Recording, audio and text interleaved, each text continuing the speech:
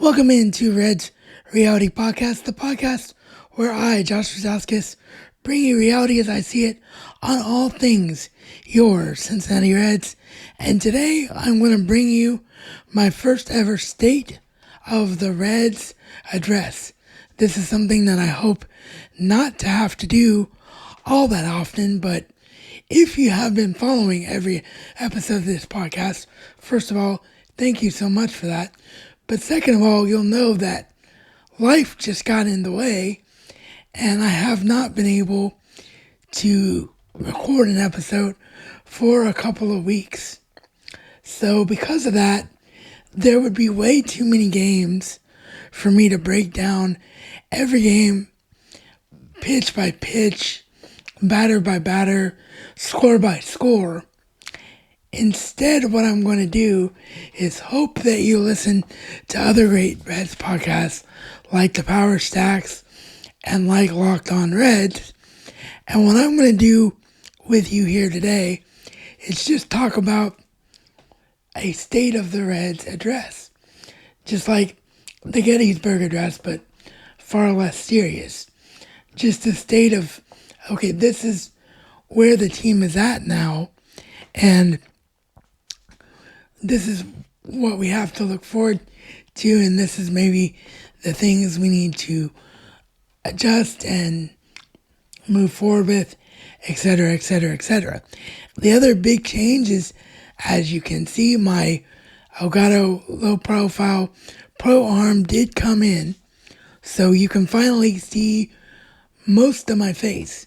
The arm still does have to, of course, be in the shot in order for me to get good audio from the microphone, but now my face isn't completely obstructed and hopefully it's not as annoying to want to watch my episodes. So just again, thank you to everybody who has been here from the beginning. So as of this recording, we are standing at 15 and 13. I had to think about the record there for a second. 15 and 13, which means we are 2 games over 500. And that is the last that is the first stretch of being 2 games over 500, with the last time being, that's what I was trying to get at. I got a little bit ahead on my notes here. But the last time that was the case was around a year ago at this time in very late April in 2024. So obviously it's not something that happens very often for our Reds, and it's showing what we all hoped would be the case, and that is that we know we have a very good team here in this organization. It's just a matter of, is everybody going to be healthy at the same time? Are all the pieces going to work together at the same time? And can we get consistency? Well, baseball is baseball. So while I can't give you every score, we are obviously going to talk about some of the highs and some of the lows. So one of the extreme highs was right before I ended up going on this unintentional brief hiatus, was the day before. Sorry, I said right before twice. Again, I'm trying to do this in one take so I can get this up before tonight's Reds Live pregame show, and I'm getting confused in my notes here, so bear with me. Hopefully that is the last tongue twister. But the day before I ended up taking this unintended hiatus was the day before the Reds had a 24-run game victory against the Baltimore Orioles. Wrap your head around that for a second. 24 runs. I take that back. My notes are wrong, and I'm just realizing they're wrong. 24 runs is the major league record for the amount of runs in a game. The Reds were 2 off that pace. The Reds scored 22 runs against the Baltimore Orioles. Sincere apologies. But anyway, 22 run game. 22. And that means that everyone did everything great offensively. And what was even more impressive about that game is that was the start that Nick Lodolo had to miss for being on the bereavement list for the birth of his brand new son, Keaton Lodolo, who I believe we mentioned being born in the last episode. So that was already going to be a bullpen day that day anyway, because Hunter Green had shown an ability to be human right before that, the day before that, and had his worst start of the year. So Carson Spires, who was scheduled to start for Nick Lodolo in that game, couldn't go. So it was going to be a bullpen day. So you think if there's going to be a blowout, it's going to be at the Reds' expense that day because it's a bullpen day. But what happened? Brett Suter came in and gave 3 innings, and everyone else behind him just pitched really well all the way down the line. And we saw an offensive explosion like we've never seen before, or maybe we'll ever see since. The biggest highlight of which was the guy on the thumbnail for this episode.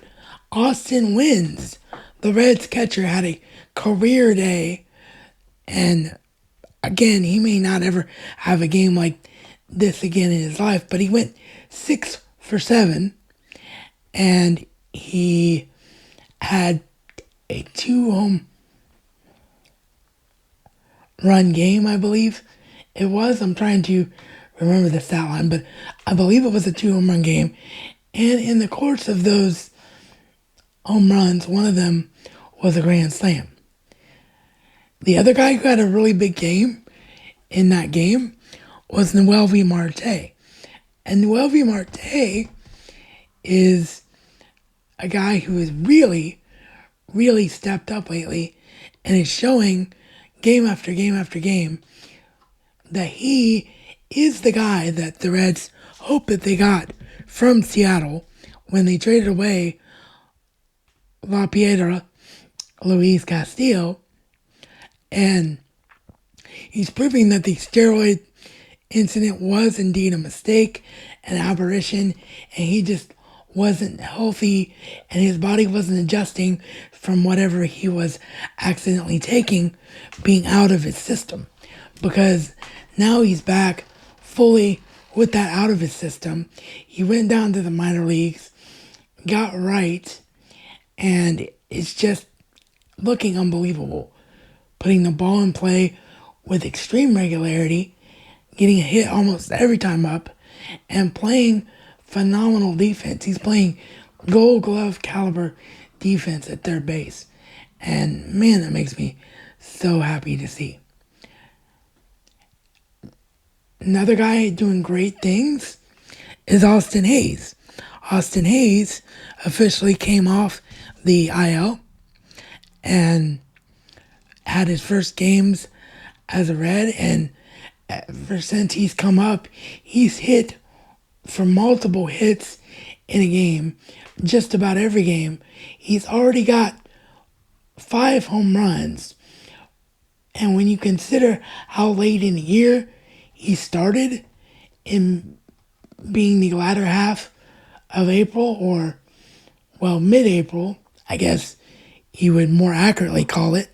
And my head's still moving here, guys, but I can see the camera. So the good thing about me being able to see the camera now is even when I have those CP-related issues with my head moving, I can usually pull it back up. So it's not going to be a situation where I'm going to be looking away from you for the entire episode like I had been doing in the past. So again, thank you for accepting me and bearing with me And as I was saying, Austin Hayes has been really phenomenal. 5 home runs, considering where he started from and the late start that he got.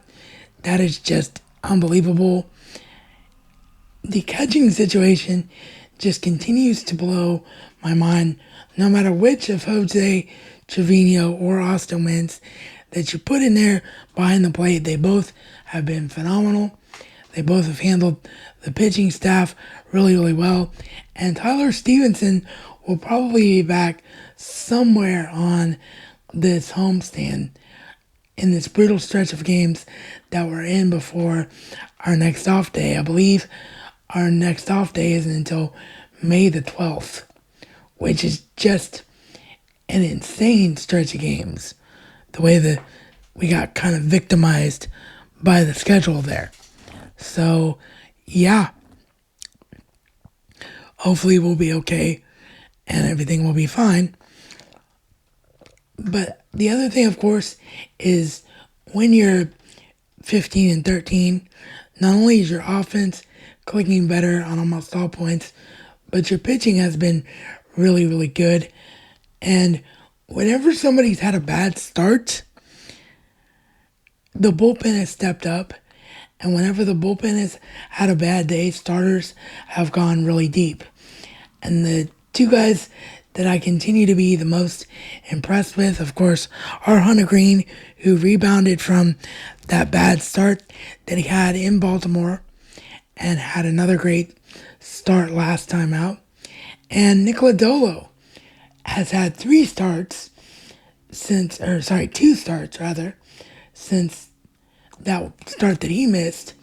The first one was just okay, but yesterday he went for the Reds and he was phenomenal and honestly, truly the best I've ever seen him be able to pitch. And he did it in Colorado in high elevation, and he just had complete command of all of his pitches. Like, everything was just going completely right for Nick in that game. Like, there was nothing that was going wrong at all, and all of his pitches were doing exactly what he wanted to do with them. And I've never seen his slider be able to move the way his slider was able to move in that game. So, yeah. And then you have Andrew Abbott, who continues to be the most unsung of all the Red starters. But he reminds me so much of a modern day Tom Browning, the last Mr. Perfect for the Reds, the last guy to throw a perfect game. Actually, the only guy to throw a perfect game in Reds history. There have been no hitters, but there have been no other perfect game other than Tom Browning. He's like that because his stuff isn't overpowering, but he just relies on pinpoint control, and that's how he gets stuff done. And he's just a bulldog. He's just a ball player out there. And he has done phenomenally well, as has TJ Friedl. TJ Friedl on the offensive side is another guy that just gets on base and just is a bulldog out there and just hustles, and he's just doing whatever the team needs for him to do right now. So I'm just really, really happy. We had a couple of bad games in Miami in a series that we should have won in Miami. Ended up losing that series after losing the Baltimore series. So we were in kind of a down way, but we went in and we swept the Rockies, which is exactly what they should have done. And now we stand at 2 games above 500 in a really, really good place. I could have gone on for far longer, but like I said, this was more like a state of the team address, what I like, what I don't like. And right now, really, the only thing I don't like continues to be Jamer Candelario, but he is what he is, And unfortunately, I don't see any way that the Reds are going to get out from under that anytime soon. Because as much as we want it to be the case, no one's going to take him. No one's going to want him in their clubhouse or anything like that. So, yeah, it just is what it is there. And I don't love Emilio Pagan as the closer because I think that he could end up being a little bit more less bulletproof as the years goes on. But right now he's doing phenomenal work. But I think long term, maybe Graham Ashcraft or Maxwell, who's in AAA right now, would be the long term answer at closer. But Pagan continues to be successful in the role, so I'm not really complaining. And I don't really have a lot to say from a negative standpoint right now. And that, other than what I've already said, of course, and that is just something that is phenomenal. It's something that I love to be able to say. It's something that I know you as Reds fans love to be able to hear from me. So hopefully when I'm back here tomorrow, we are talking about another Reds win to start off this big series against the St. Louis Cardinals, our biggest rival, one of them anyway. And hopefully things continue to go up and up because right now, your Cincinnati Reds, ladies and gentlemen, are in second place in the division behind the Chicago Cubs. Let that sink in for a second and how awesome that is. That is playoff baseball. And that is what the Reds are playing at right here in late April. So with that, thank you for tuning in. Thank you for listening to me ramble on a bit about my favorite team. Like I said, could have gone longer, but I think just under 20 minutes is fine when all you're doing is going over positive and negatives, and you can't really go score by score, game by game, because there are so many to catch up on. So tomorrow we'll be back to the regular format, as we'll be covering only one game. So thank you again for tuning in. Please subscribe if this is your first time here and you enjoyed what you hear so that you never miss future reality as I see it on all things your Cincinnati Reds. You can, of course, also click the latest episode that I have, as well as the episode that the YouTube algorithm recommends the most to you that they think you will enjoy. And as I said a moment ago, remember that this is the place, Reds Reality Podcast, where